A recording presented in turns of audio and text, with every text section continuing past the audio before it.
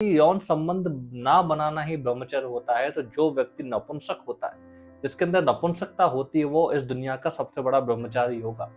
जय श्री राम मित्रों, आज हम लोग ऐसे विषय पे बात करने वाले हैं जिसके बारे में लोग जानना तो चाहते हैं, लेकिन इसके बारे में बात नहीं करना चाहते। और ये एक ऐसा विषय है जो चाहे 18 साल का बच्चा हो या 20 साल का या 30 साल का या 40 साल का, प्रत्येक को इस बारे में जानना चाहिए।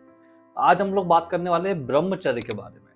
अक्सर हमने देखा होगा कि ब्रह्मचर्य के बारे में जब लोगों को बहुत कम ज्ञान होता है, इसी वजह से समाज में ब्रह्मचर्य के बारे में बहुत सारी गलत और भ्रामक धारणाएं फैली हुई हैं। तो आज हम बात करते हैं कि हमारे शास्त्रों में ब्रह्मचर्य के बारे में क्या कहा गया है, और वास्तविक जिसको हम ब्रह्मचर्य समझते हैं क्या वही ब्रह्मचर्य है, और किस तरीके से ब्रह्मचर्य का पालन किया जाता है। देखिए, हमारे बीच में सबसे बड़ी भ्रामक धारणा फैली होती है, वो ये है कि हमारे जीवन में यौन संबंध सुख जो है उसका त्याग करने वाला व्यक्ति ही ब्रह्मचारी होता है। जो लोग शादी नहीं करते या जो गृहस्थ आश्रम में नहीं रहते वही ब्रह्मचारी है। यदि आप देखेंगे तो वास्तविकता में ऐसा नहीं है। बड़े बड़े ब्रह्मचारी लोग हमारे समाज में वो हैं, स्वामी विवेकानंद है, स्वामी दयानंद है। इन लोगों को लोग ब्रह्मचारी समझते हैं उनके ज्ञान की वजह से नहीं, बल्कि उनके ब्रह्मचर्य यानी कि शादी ना करने की वजह से। तो ये सोचने वाली बात है, यदि यौन संबंध ना बनाना ही ब्रह्मचर्य होता है, तो जो व्यक्ति नपुंसक होता है, जिसके अंदर नपुंसकता होती है, वो इस दुनिया का सबसे बड़ा ब्रह्मचारी होगा, क्योंकि वो इस प्रकार के संबंध बनाने में असमर्थ है। लेकिन हमें पता है कि नपुंसक व्यक्ति कभी भी ब्रह्मचारी नहीं होता। अगर शाब्दिक रूप से देखें तो ब्रह्मचर्य का मतलब होता है ब्रह्म के समान आचरण करने वाला। यानी कि ब्रह्मचर्य में सिर्फ यौन सुख का त्याग करना ही ब्रह्मचर्य नहीं होता, बल्कि उन समस्त सुखों का त्याग करना ब्रह्मचर्य होता है जो हमारे इंद्रियों के तेज को कम करती है। ब्रह्मचर्य के सबसे बड़े परिणाम में बताया जाता है कि हमारे शरीर में ताकत आना। इसका सत्य प्रमाणिक बात महर्षि पतंजलि भी साधन पाद में कहते हैं कि ब्रह्मचर्य प्रतिष्ठायाम वीर लाभ।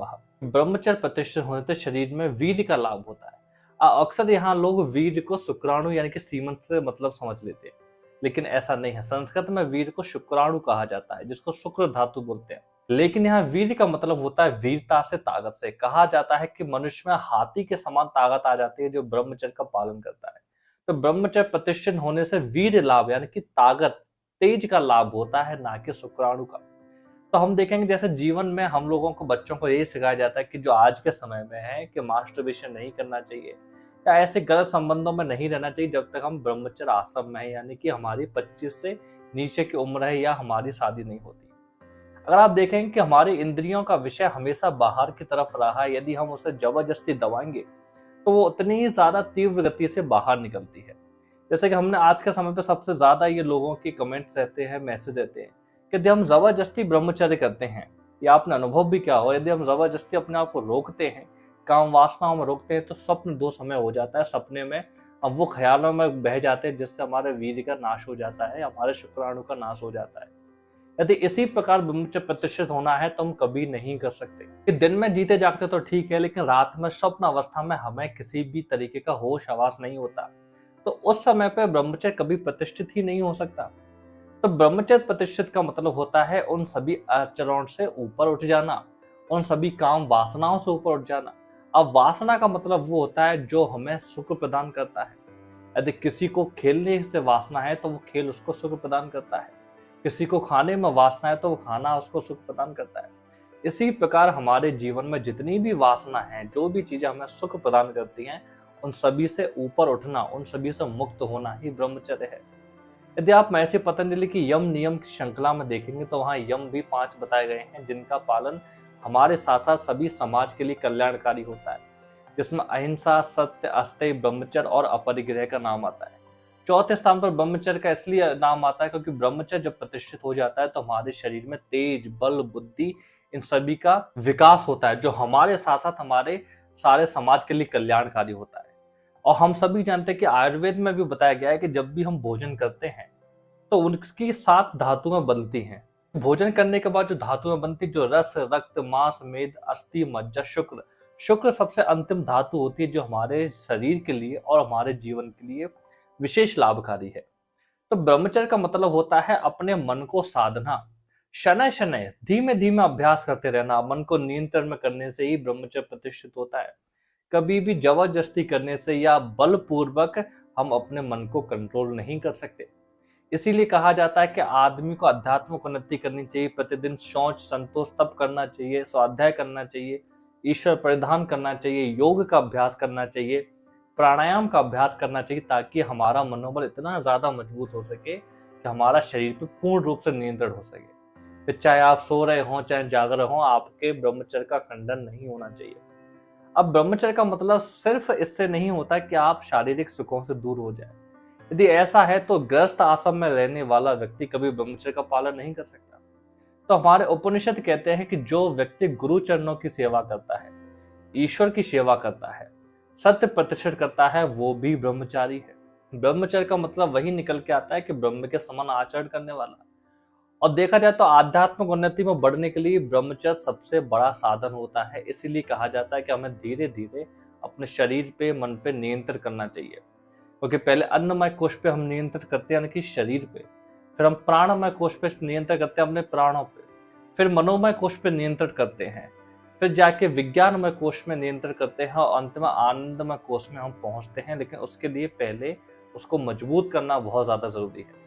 यदि हम लोगों से ब्रह्मचर्य का पालन नहीं हो पाता तो उसका सबसे बड़ा कारण है हमारे दृढ़ विश्वास का मजबूत ना होना। जब तक आप शरीर से कोई भी चीज आपको बाहर से बांधेगी तो वो कोई दूसरा व्यक्ति आपको खोल सकता है, लेकिन जो विचार मन के अंदर से बांध रहे हैं उनसे अंदर ही आपको खोलना पड़ेगा। दूसरा व्यक्ति कभी आपको नहीं खोल सकता। इसलिए कहा जाता है कि ब्रह्मचर्य पालन के लिए सबसे ज्यादा जरूरी है ईश्वर पूजन। तो जब आप दिन रात ईश्वर की पूजा करते हैं या अपने आप को व्यस्त रखते हैं ईश्वर की पूजन में, तब आपके मन से ऐसे विचार अपने आप ही चले जाते हैं। अक्सर मोटिवेशन के नाम पे लोग कहते हैं कि अगर आपको ब्रह्मचर्य का पालन करना है तो आप अपने आप को बिजी रखिए। आप अपने आप को कब तक बिजी रखेंगे? और ये बहुत साधारण सिंपल सी बात है कि जब भी हम अपने आप को बहुत ज्यादा दबाने का प्रयास करते हैं, वो विचार हमारे अंदर से उतने ही बुरे तरीके से फट के बाहर आता है। उदाहरण के लिए देख लीजिए, अगर मैं आपसे कहूं कि अभी 10 सेकंड के लिए अपने दिमाग में कोई भी किसी कुत्ते को नहीं देखेगा। अब इतना बोलने मात्र से हमारे सभी के दिमाग में, जो लोग यहाँ तक वीडियो देख रहे हैं, हम सभी के दिमाग में कुत्ते का विचार आ गया होगा। तो जब मैंने मना किया था ना देखने, फिर भी आप लोगों ने देख लिया, तो इसका मतलब यह है कि हम मन को जितना ज्यादा जोर जबरदस्ती से दबाएंगे वो उतना ही ज्यादा तीव्र गति से बाहर निकलेगा। यदि धीरे धीरे इन बातों को आप समझने लगेंगे तो फिर आपसे जो बोला जाए आपका दिमाग शून्य रहेगा, आप उस बारे में नहीं सोचेंगे। तो ये कुछ तरीके होते हैं ब्रह्मचर्य प्रतिष्ठित करने के। और ब्रह्मचर्य प्रतिष्ठित करना बहुत ज्यादा जरूरी है यदि आप आध्यात्मिक उन्नति चाहते हैं। यदि आप चाहते हैं कि जीवन में बहुत ज्यादा हमें सक्सेस मिले, हम जिस भी मार्ग में हैं वहां उन्नति हो, तो ब्रह्मचर्य का मतलब होता है कि उन सभी वासनाओं से दूर होना जो आपको आलसी बनाते हैं, जो आपके अंदर तामसिकता बढ़ाते हैं।